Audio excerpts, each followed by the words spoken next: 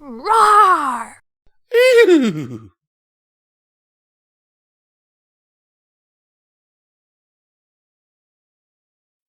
Hello and welcome to Midnight Readings.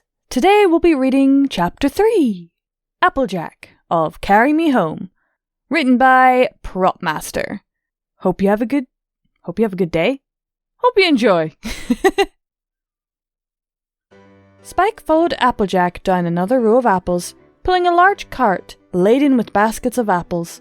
He kept his head low, avoiding the lowest branches of the orchard as he worked alongside the older earth pony. Applejack's hair had been pulled back and braided, and Spike took a moment to admire how her blonde mane had been shot through with white strands and streaks, adding an almost platinum sheen. The older mare walked with a slow confidence, striding down the lines of apples and whistling a tune to herself as she paused, coiled her back legs, and launched a careful buck as she passed a tree laden with fruit. The tree trembled and the apples fell, and Applejack smirked and continued her measured walk. She paused in her stride only long enough to wipe the sweat from her brow, her cheeks red with exertion. Spike, for his part, positioned the cart beneath the tree and collected any apples that fell. It was easy, considering he could pick up several apples in each hand. He'd had to learn to control his strength as he started to grow larger, something that Applejack had been more than happy to assist him with. It wasn't a problem anymore, though. He'd gotten over that particular hurdle months ago. Applejack cast a smile over her shoulder, pausing while Spike scooped up handfuls of fruit and placed them in the cart. As he worked, she spoke. "Those big mitts of yours certainly come in useful, Spike. I appreciate you coming out to help in this year's harvest. Between Big Mac and Sugar Bale out in the south orchard, and you and me up here, we should have this harvest licked right quick." Spike chuckled. "I still can't get used to the fact that Sugar Bale sold her bakery to Twist and moved to the farm." "Well, she got a good price for it, and now that Apple Bloom and the rest of her friends are working full-time for Princess Twilight, having an extra pair of hooves around certainly is nice," Applejack said, walking to the next tree and lining up a powerful buck. Spike watched as Applejack's rear hooves slammed into the bark of the tree, the vibration and a bit of earth pony magic sending the apples to the ground. He glanced at Applejack as the mare exhaled slowly and took her hat off to fan her flushed face, smirking as she watched Spike work. Spike kept focused, but he continued to chat. "Speaking of extra hooves, what's the game plan for the next few harvests?" "Well, we could certainly use the help if you're around. Apple Butter and Golden Bell are still finishing their schooling, and once Apple Butter is back, he's planning on taking on a lot of the farm work from Big Mac. And Golden is hoping to take up as junior partner at Barnyard Bargains under Miss Tiara," Applejack said, picking up a few stray apples and tossing them into the cart. Sounds like you'll be a bit short hooves for a little while longer.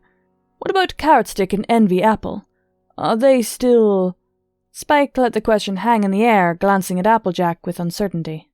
Applejack chuckled wearily and walked over to the next tree, pointing to a spot underneath it where he should set the wagon. As Spike positioned the equipment, Applejack said, "Those two are pretty set. Carrot Stick's graduating from the academy, and he's trying to get a position up in the Crystal Empire. On the account, he thinks that all the action is up there in the snow. Envy, on the other hand, is still down in Manhattan, working for Coco Palmel. She wrote to me last week, and, wouldn't you know, I think she's taken a shine to becoming a city licker." Applejack turned and ferociously bucked the apple tree next to her, sending the apples cascading down around her. "Oh?" Spike chuckled, his laugh a deeper bass than it ever had been. Applejack let out a huff, her face darkening for a moment, before she shook her head and shrugged. "Ain't nothing wrong with choosing your own life. I'm happy that they're both happy. It's just—" Spike leaned down, picking up an armload of apples and stacking them. He hummed, tilting his head curiously. "Well, shoot, Spike," Applejack said with a sigh.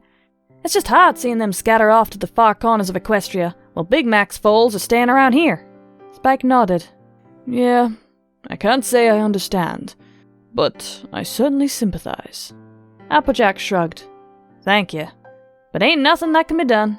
They come and visit, and I'm mighty proud of both of them for following their hearts. I love Big Mac's half of the family dearly, and you know that, but—" Applejack took off her hat and ran her hoof through her mane, blowing out a long breath. "It's hard." "Yeah, I can appreciate that, Spike said gently. Applejack looked up at him with curiosity and he continued, I've spent my whole life watching things change around me. I've gotten bigger and older, but I'm still young by dragon standards. It's weird, staying the same while the world flies past. Applejack's eyes widened in comprehension and she laughed. Well, I can't say I expected to find a kindred spirit for my mama worries with you, Spike. Spike snorted and laughed as well. I guess. Applejack stared up at him, her neck craning as she approached him, and gently gave him a pat on his side. I think it's comforting, knowing that when I'm gone you'll be around, Spike. It's good to know that somebody like you'll be watching over my foals, and their foals, and the foals after that. Applejack swallowed as she fiddled with the brim of her hat. You will be around, won't you? Spike smiled, reaching down and gently patting her back with his big claws. Of course. I'm Ponyville's resident dragon, assistant to Princess Twilight. She's not going anywhere, and neither am I.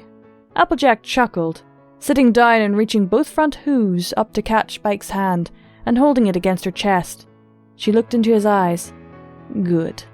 Good to know that's something I can count on. My kin will always have a friend in you.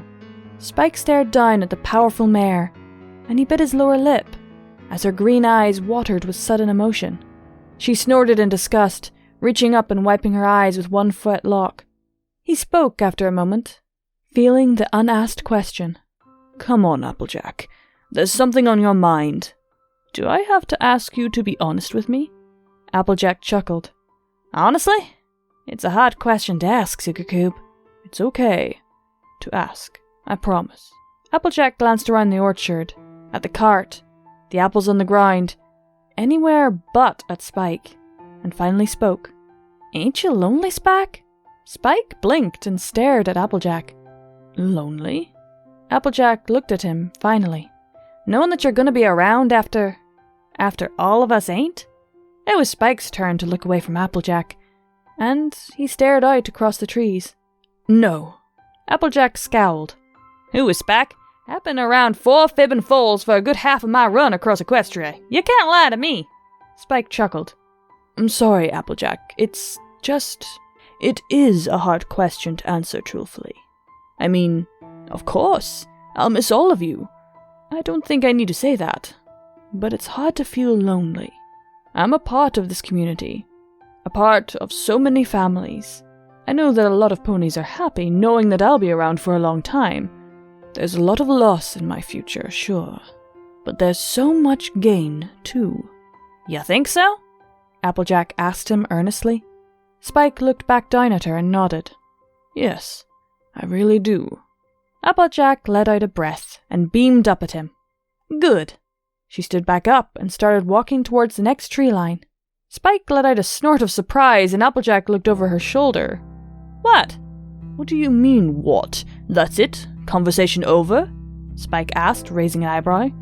Applejack nodded, stopping and mopping over her brow briefly. Yep.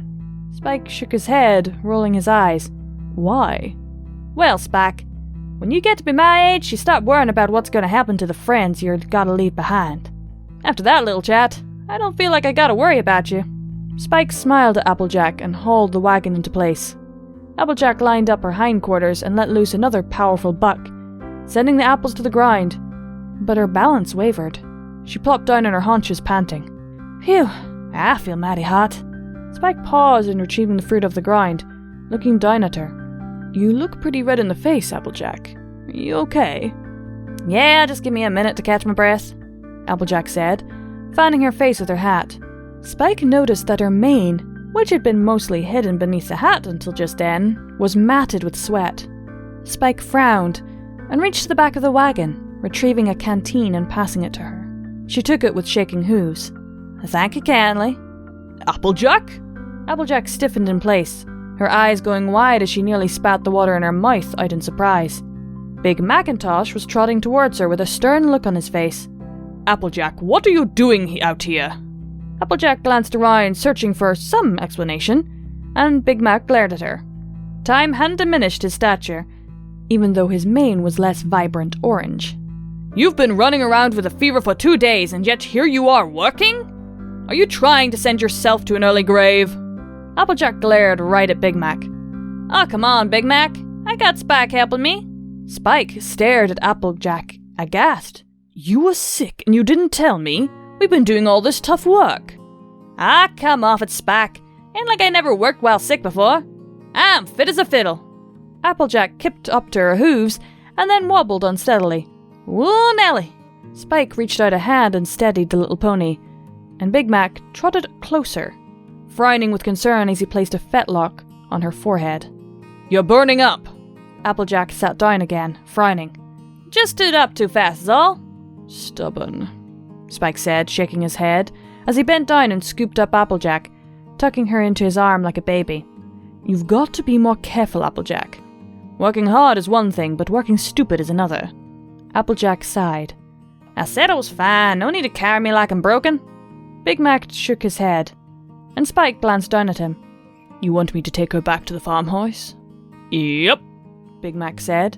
I started picking up the last of the apples and hitching himself to the cart. I'll get these apples back to the farm. Thanks, Spike. Of course, Spike muttered, as he started walking back towards the farmhouse. Applejack grumbled as she was carried, but Spike could feel her shivering through the chills of a fever as he held her close. Spike kept her against his chest, his naturally high body temperature making Applejack sweat. But she sighed as the heat soothed her chill. He couldn't remember a time when Applejack had been weak. Not like this, at any rate. It hurt to see. Applejack rubbed a cheek against his scales, her green eyes peering up at him from beneath the brim of her hat. I'm sorry, Spike. I'm just worried about the farm. You always worry about the farm, or other ponies. But what about yourself, Applejack? Shouldn't you be more careful? Shouldn't you try to stick around to a ripe old age like Granny Smith did for you? Spike chastised her gently. Applejack's eyes widened at the mention of Granny Smith, and then closed. A hot tear ran down her cheek and she sighed, burying her muzzle into Spike's chest. Yeah, you're not wrong. I just can't help it. I'm not one to take care of myself. Got other ponies relying on me. They're relying on you to be there for them for as long as you can manage, Applejack. Not just as a helping hoof on the farm, either. Your foals are going to have foals someday, and they're going to need some pony to be there for them. To teach them honesty and the virtue of hard work. Are you going to work yourself to death before you can pass that on to another generation of good ponies? Apples that need to know what the apple spirit really means. Spike's voice was gentle, but his words stuck, with the hard ring of honesty that he knew Applejack would appreciate. Applejack sniffled, pressing against Spike. I reckon that'd be nice. Real nice, Spike said quietly. I'll be more careful, Spike. I promise. Don't know what got into me. Applejack sighed, resting in Spike's arms, as he brought her back to the farmhouse porch and sat her gently down. Applejack cast a glance inside the empty house and sat down next to Spike, pressing against him. Mind if I sit with you? You're mighty warm.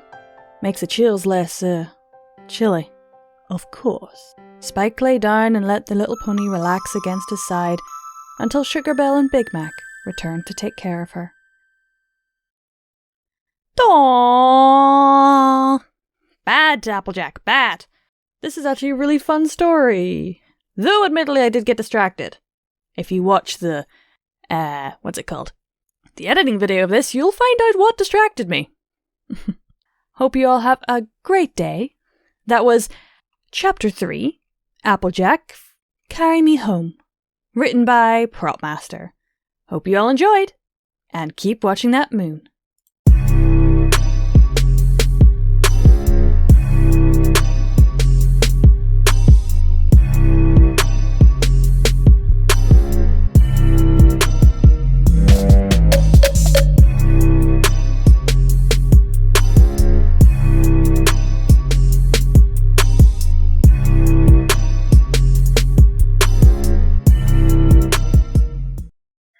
And a howling thank you to my Patreons.